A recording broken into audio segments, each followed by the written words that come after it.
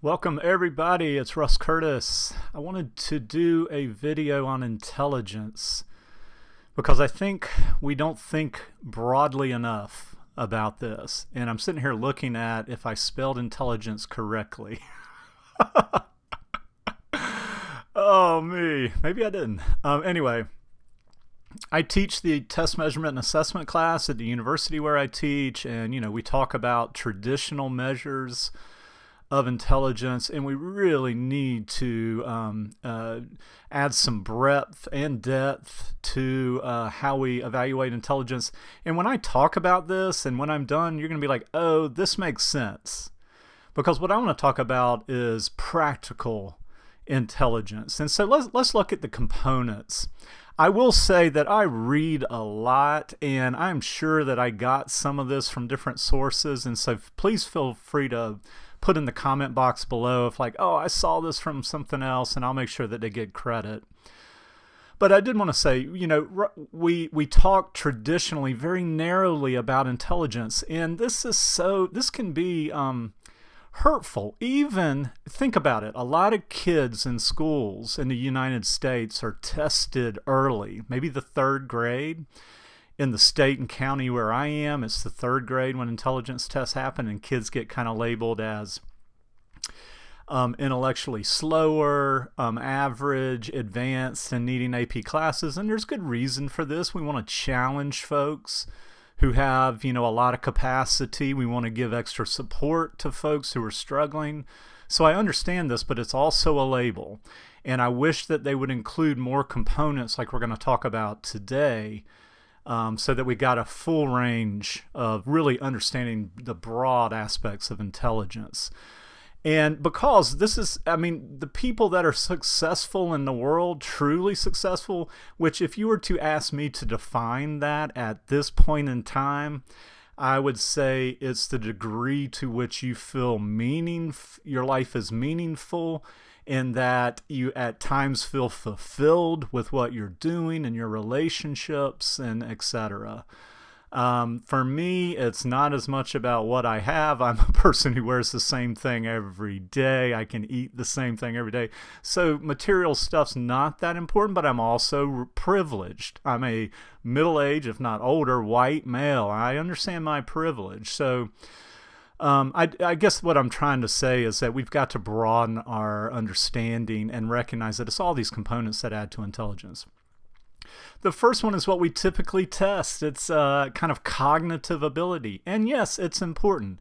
It is related to how well we can do in education, how quickly we can learn tasks. And so in that regard, yes, I would, if I were to want to predict somebody's intelligence, the traditional cognitive ways we do this with intelligence tests would be a part of the model, clearly. But people can have good computers, meaning that they can solve novel problems quickly, they can relate things very quickly, and still miss out on a lot of other important things of being a human and being successful. Okay, so mind or cognitive ability, that's a part of it. The next one that we don't talk enough about is heart.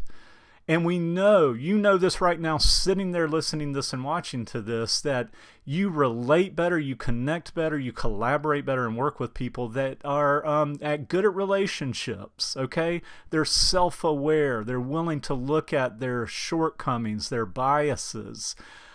Which bias, I don't like that term anymore. It's our lack of understanding, and we'll constantly be exposed to our lack of understanding until the day we die, hopefully. But that's our emotional and interpersonal intelligence is critical to life success, being able to work effectively with others, being able to connect with others, being able to share your ideas with others requires a certain sense of emotional and interpersonal intelligence. Yes, there are tests that measure this too, okay? So again, if I were to want to create a model, a statistical model to predict success, life success when people become older or as adults, I would want to include emotional and interpersonal intelligence in there. The last one, I am looking forward to us talking a lot more about intuition.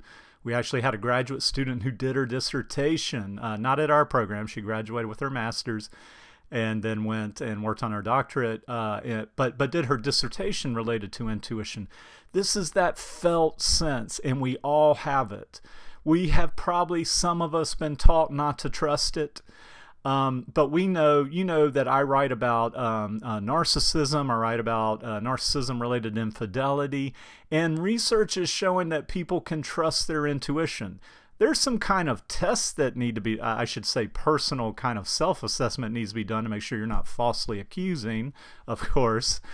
But intelligence, which can include creative intelligence. And with intuition, I heard something beautiful. We publish a couple art magazines at our counseling program.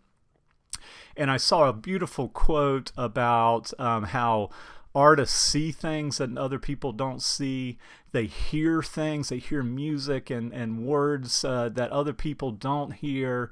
And they listen to that internal voice, okay? And it's so often in society today, the way we are acculturated, if that's the right word, is just that, a lot of times that gets pushed. We live in a system where we're often told what we're supposed to believe and to think, and not given enough time into what is it I truly feel right now?